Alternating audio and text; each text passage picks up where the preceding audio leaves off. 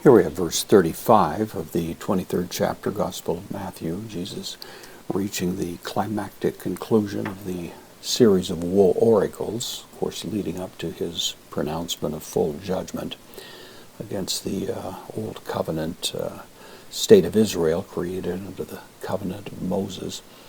And at this point he's indicating that the full measure of the blood accumulated through the centuries is going to be coming and exacted in full from this generation. So he says a hopos, in order that, roughly similar to henna, takes the subjunctive, so in order that it may come, from erchomai, elthe, in order that it may come, f from epi, upon, with the accusative humas, so it will come upon you, second person accusative, pon, all, Haima, all blood, dikaion, all righteous blood, serving as an adjective here, so all the righteous blood, ekunomenon, this is from akeo, which means to shed, to pour out, especially applying to blood.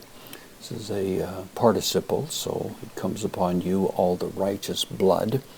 The having been shed blood is the idea, epi, upon, tes, ges, upon the land, especially emphasizing the blood shed there in the region of Jerusalem, upon the land, epo, from, to haimatos, from the blood, in the genitive for the preposition epo, habel, Abel, the blood of Abel, to Degayu, the righteous one, of course going back to the story of Cain and Abel.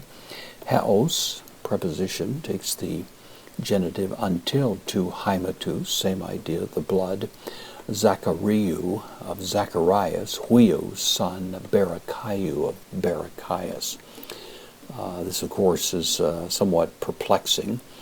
There was a Zacharias, a prophet, of course, toward the end of the Old Testament, who was tied to Barachius, and there's no record, however, of that Zacharias having been put to death in the manner that's suggested here. Then back in 2 Chronicles 24:22, you have another Zacharias who fits the description here quite well, but he's said to be the son of Jehoiada, so it's just a little anomaly there. It's been a subject of some conversation, of course, over the years, over the centuries, but remains, I think, at best unresolved.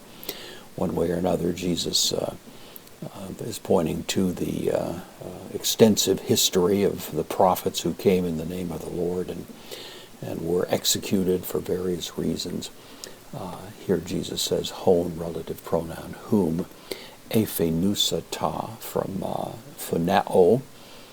This is the idea to kill, to murder, really, whom you murdered, metagzu, between, preposition with the genitive, to na'u, between the naos, the inner sanctum of the temple, kai to theos steriu, the altar, rooted in the word for a sacrifice. This is the mention of the altar. So the point is that all of that accumulated guilt has been coming down, filling up, as it were, a cup, and it's all going to be exacted in full from that particular generation, as Jesus will make abundantly clear in the next chapter of Matthew, where all of these things are detailed even more emphatically.